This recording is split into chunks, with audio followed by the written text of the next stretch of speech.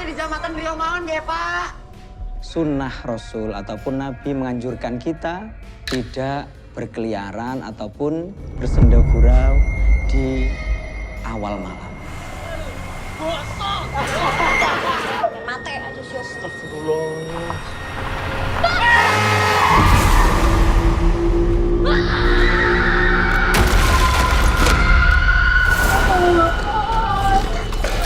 Aku Adi mas, aku dulu korban. Di Jatijajar pernah ada kejadian besar.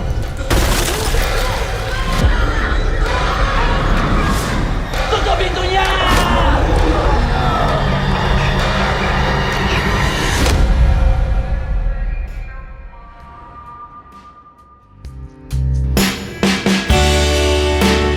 Dengan media pasti banyak tahu Pak. Boleh kita mikrofonnya teman-teman.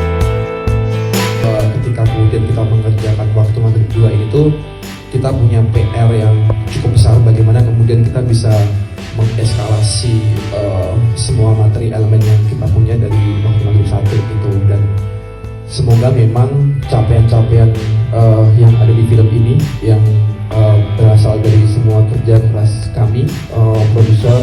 Keseruannya gimana, boleh ceritakan nggak? Keseruannya semuanya seru sih, karena syuting ini saya fun ini, seseru ini, dan ada satu adegan yang aku pakai kamera rig Ya. dan itu menantang banget karena kameranya itu berat dan challenging lah. Emang Om Tata membebaskan kita sebagai cast untuk explore.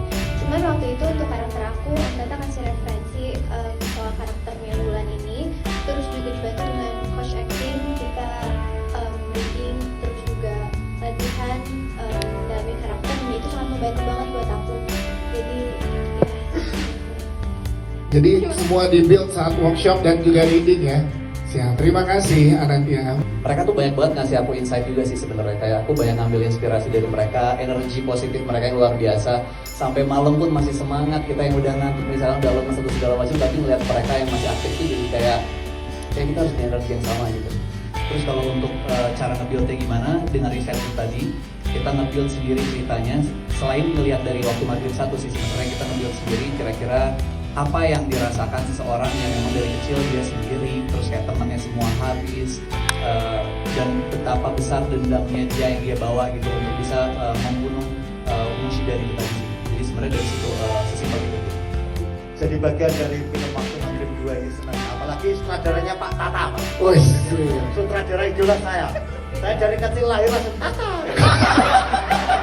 Ada adegan sesuatu, sejujurnya sih secara naskah dari Mas Tata juga udah dibangun untuk diisi komedinya tuh enak banget gitu. Jadi ketika kita mau ngembangin juga makin enak lagi. Akhirnya ya ruangnya nyaman sekali gitu. Meskipun sih saya di awal sempat kira kayak, saya diundang lagi pasti buat isi actionnya nih. wih.